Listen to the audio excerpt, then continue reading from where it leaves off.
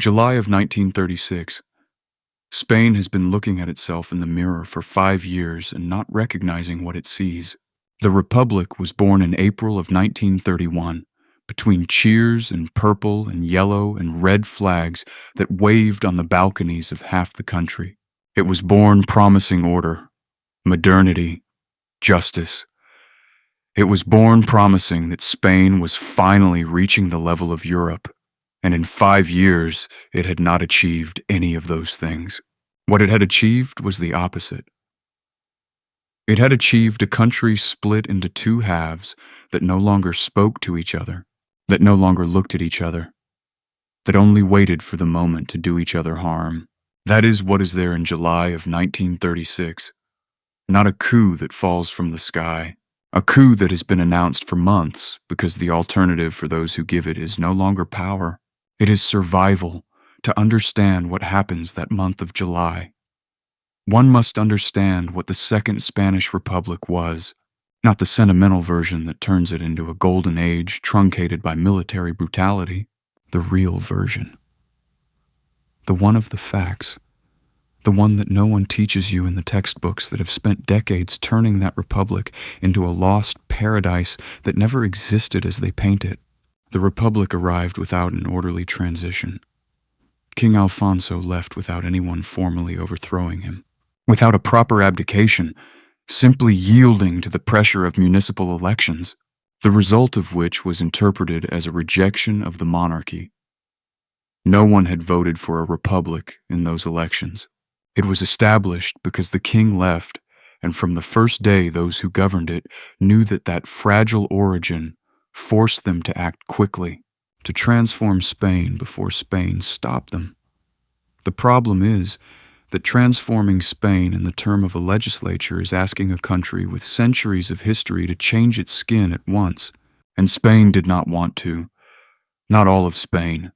A part of Spain, the oldest, the most rooted in the land, in the faith, in the order it knew, felt that the Republic was not coming to improve its life. It was coming to erase it. One must understand what the Spain of 1931 was like to understand why everything that came after was inevitable. It was a country of 23 million people in which more than half lived in the countryside. A country where the church was not just an institution of political power, it was the very fabric of the daily life of millions of families. The calendar of the towns was organized around religious festivals, births, marriages, burials. Everything went through the parish. Attacking the church in that Spain was not attacking an elite. It was attacking the life of ordinary people, and that is exactly what the Republic did in its first months. The religious reforms of the Constitution of 1931 were a direct torpedo to that Spain. The prohibition of religious education, the dissolution of the Society of Jesus, the radical separation of state and church, the drastic reduction of the clergy budget, leaving village priests without sustenance for the men who drafted that Constitution. All that was modernity, was progress, was Europe. For half of Spain, it was a declaration of war against who they were, and on top of that, the churches burned in May of 1931, barely weeks after the Republic was proclaimed. The fires started in Madrid, then in Malaga, then in Seville, in Alicante, in Valencia, convents, religious schools, parish churches reduced to ashes. While the Republican authorities took hours to react, some looked the other way. Asana, the man who would come to be president of the Republic, pronounced the phrase that would haunt him the rest of his life, that all the convents of Spain were not worth the life of a single Republican. Catholic Spain did not forget it, and had reasons not to forget it. This happened in the first months. In the first months of a regime that promised order and civility. The military reforms of Asana himself sought to modernize an oversized army, full of commanders for few soldiers, an exhausted heir of the colonial wars of Cuba and the Philippines and Morocco. The intention was reasonable. The execution was something else. Officers were offered retirement with full pay if they did not want to swear allegiance to the Republic. Many left. Those who stayed, many of them held the grudge of having seen how their institution was dismantled with an enthusiasm that seemed more ideological than technical. The Spanish Army of 1931 was not a modern army, but it was not the enemy of the people that Republican rhetoric was beginning to build against it. The agrarian reforms promised land to the Andalusian and Extremadura's day laborers, who had spent generations working on foreign estates under conditions of misery that scandalized anyone who saw them up close. That was fair.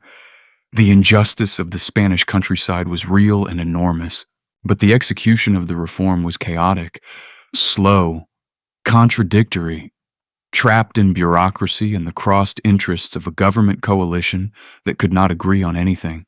The peasants waited, and nothing arrived. The owners resisted with the legal means they had, and meanwhile the countryside began to burn. Burning of crops, illegal occupation of farms, clashes with the civil guard that left dead in the ditches. Castilblanco, Arnedo, names that were the prelude to everything that would come. In Castilblanco, in Badajoz, on the last day of 1931, a demonstration of day laborers ended with 4 civil guards stoned and lynched by the crowd in a way that the chroniclers of the time described with horror. In Arnedo, in La Rioja, a few days later, the civil guard shot at a demonstration of workers and killed 11 people, including women and children. Spain got used to that cycle. Violence on one side, violence on the other, and a republic that seemed incapable of arbitrating between forces that no longer recognized referees. In 1933, the Spanish right won the elections. The CIDA of Gil Robles and the Radical Party of Lerroux formed a government, and the Spanish left did something that should have had definitive consequences for its democratic credibility. It did not accept the result. The socialists and the anarchists and the Catalan separatists organized a revolution. October of 1934. The revolution of Asturias was not a spontaneous mutiny of desperate workers. It was an armed uprising, planned, with the declared objective of overthrowing a government elected by the Poles, because that government included ministers of the CIDA, a political force that the left considered fascist. 40,000 Asturian miners took up arms. Barracks were assaulted. Weapons factories were taken. Priests, civil guards, people whose only crime was to be on the wrong side of that line were executed. For 2 weeks, Asturias was a battlefield within the territory of a republic that claimed to be democratic. The government sent General Franco to suppress the rebellion. The repression was harsh. The death toll exceeded 1,000 among the rebels and nearly 300 among the forces of order and the civilian population. The left later presented the repression of Asturias as an unacceptable brutality. What it did not explain with the same energy is that the repression was the response to an armed uprising against a democratically elected government. That detail matters. It matters a lot. It matters because when in July of 1936 the generals revolt, the left that condemns them is the same left that revolted 2 years earlier when it lost an election. That does not justify the coup, but it destroys any argument of moral superiority that tries to be built on it.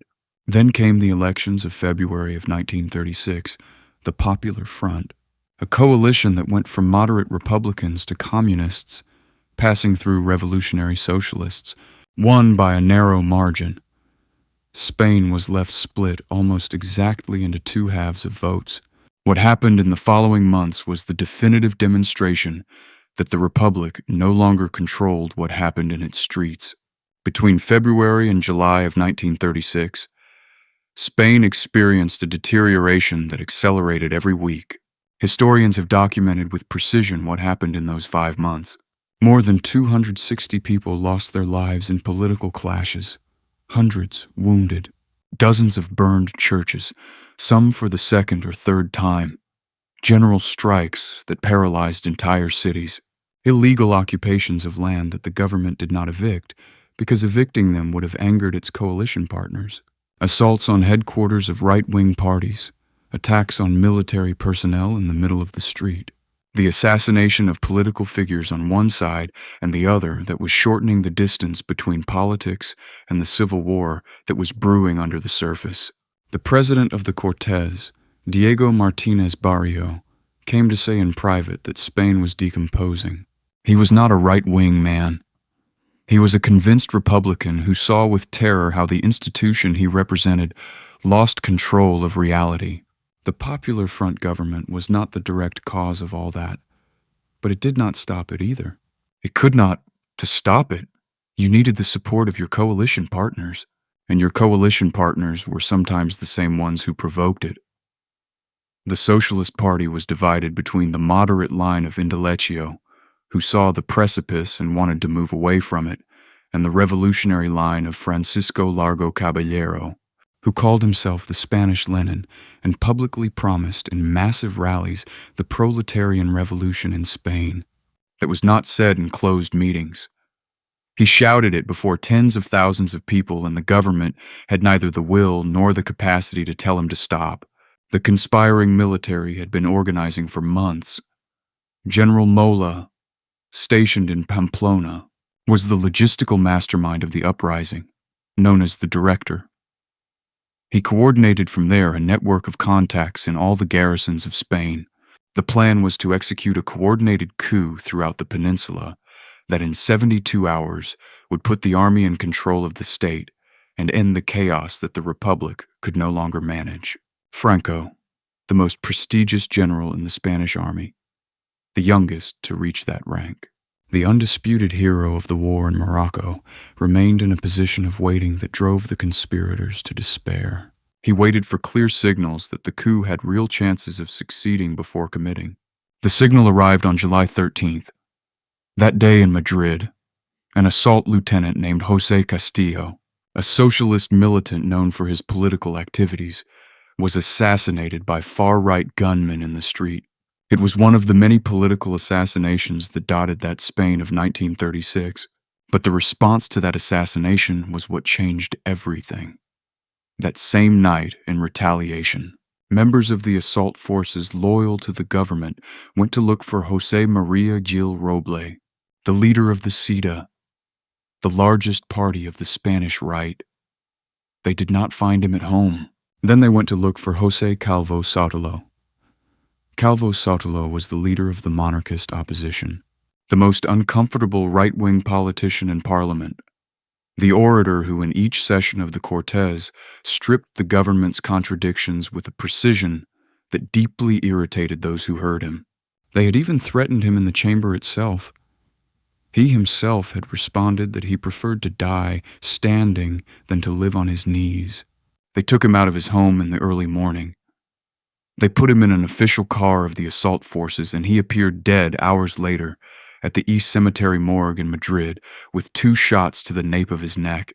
A leader of the parliamentary opposition assassinated by members of the state security forces using official vehicles in retaliation for the assassination of a militant of the party and government.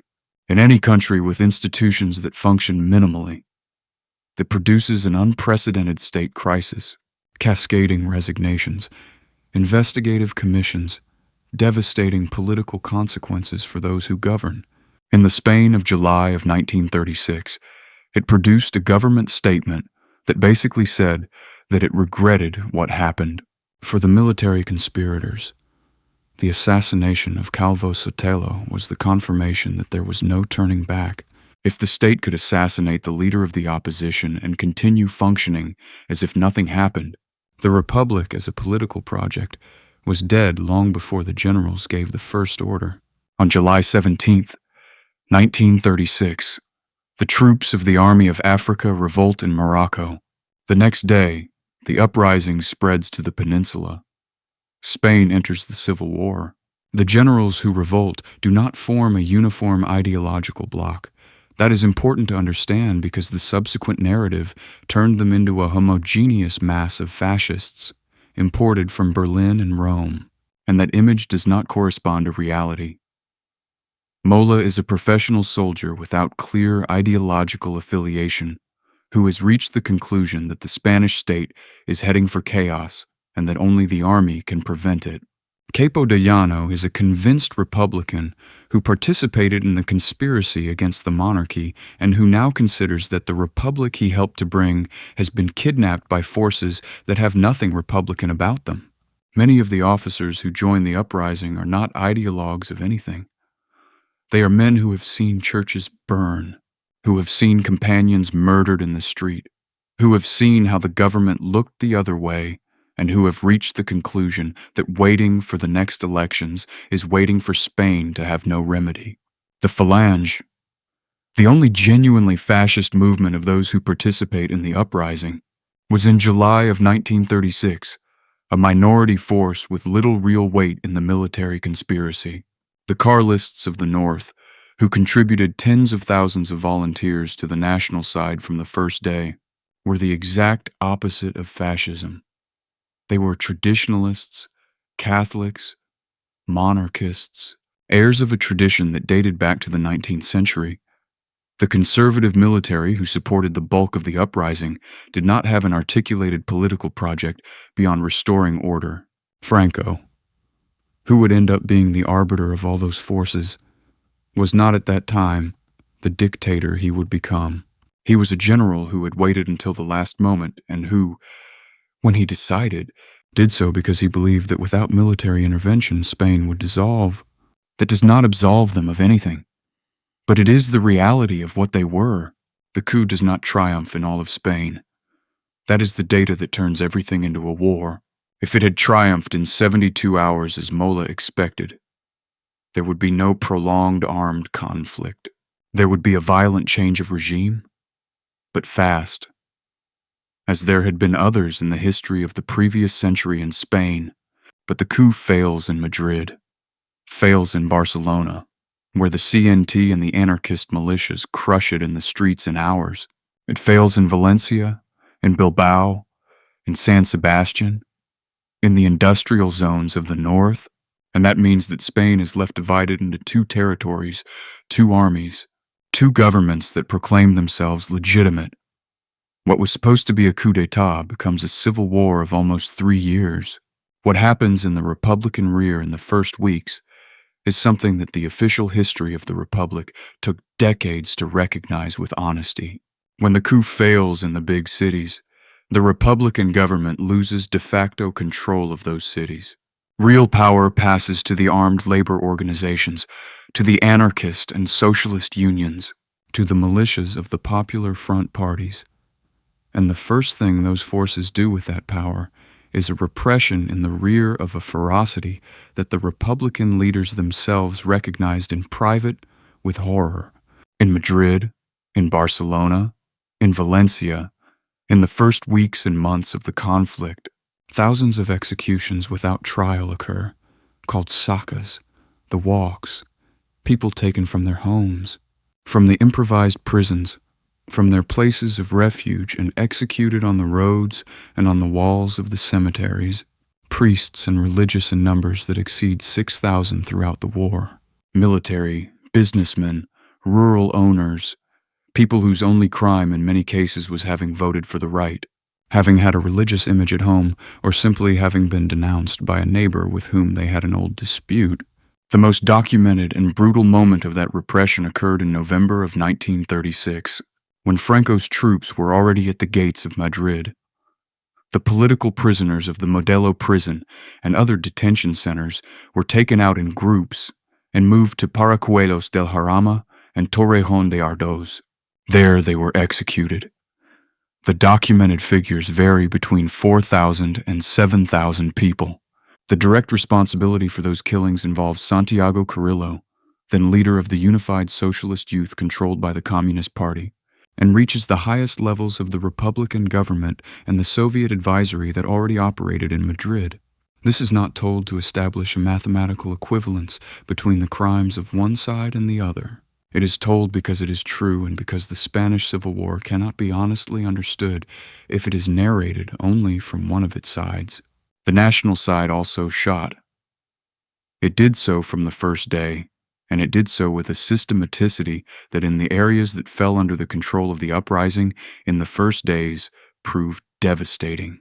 In Badajoz, in August of 1936, The taking of the city by the troops of General Yage was followed by a brutal repression in which the figures of executed that the historians handle oscillate between several hundred and several thousands. In Seville, Capo de Llano established a regime of terror that he himself announced on the radio with a cynicism that froze the blood.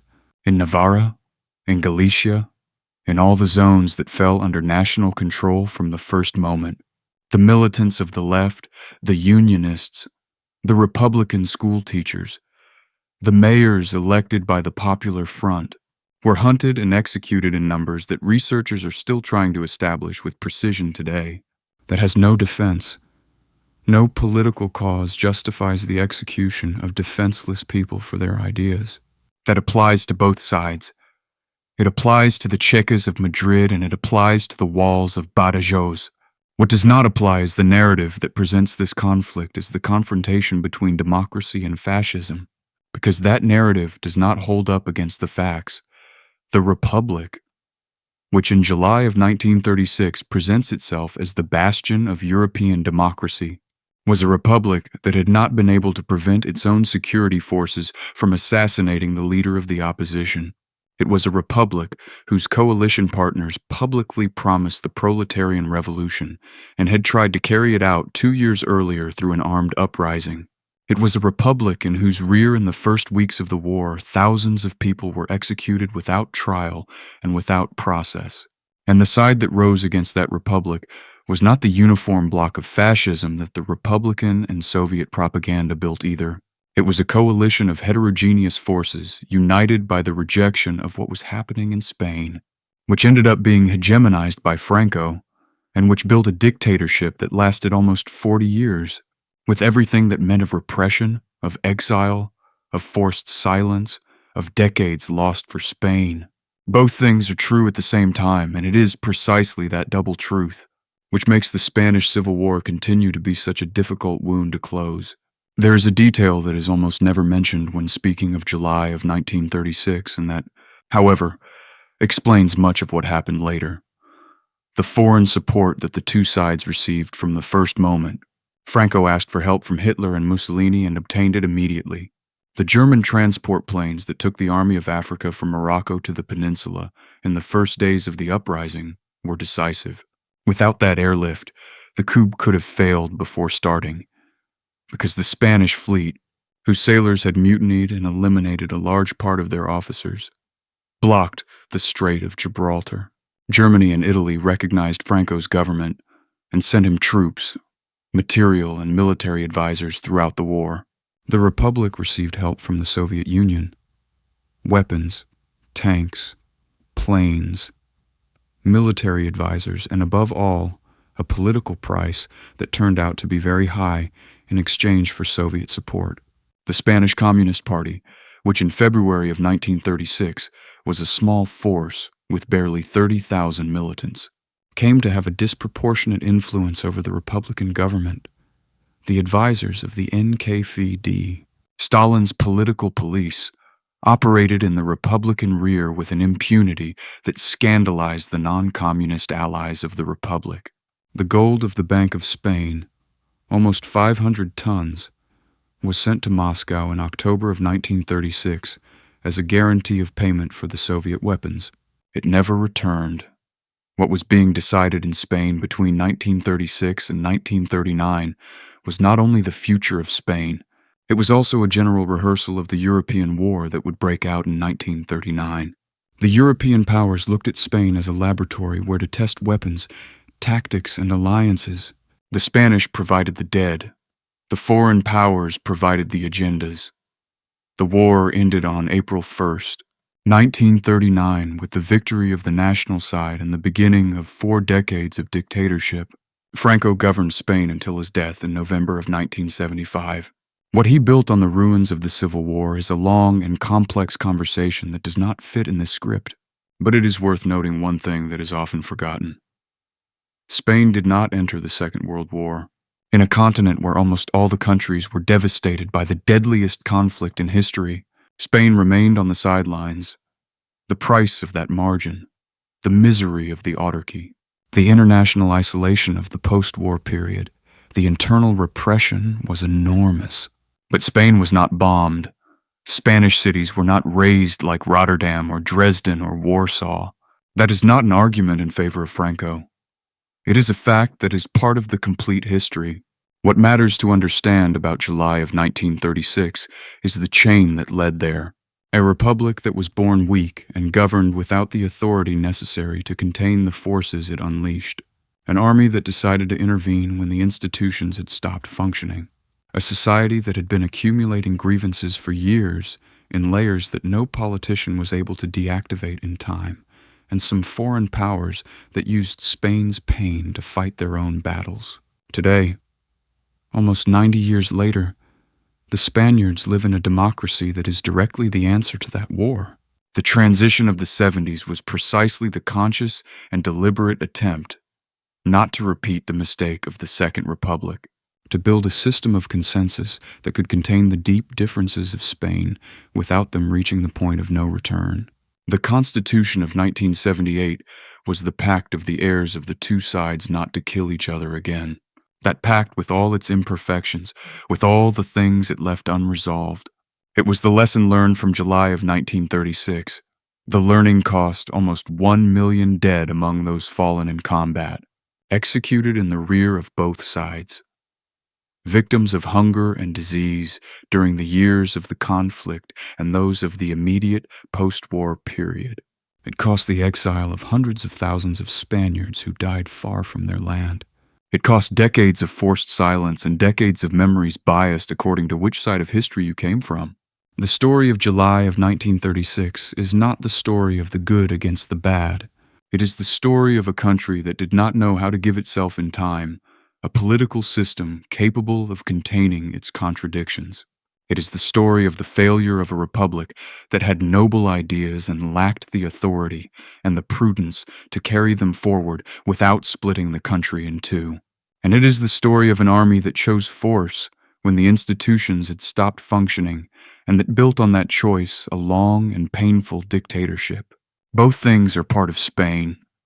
Both are part of who we are. Understanding them together without amputating any is the only honest way to look back, without the past continuing to condition us forward. If you think this story deserves to be told without the filters that have deformed it for decades in one sense and in the other, stay on this channel. Here we are going to tell it entirely, without flags, with all the facts,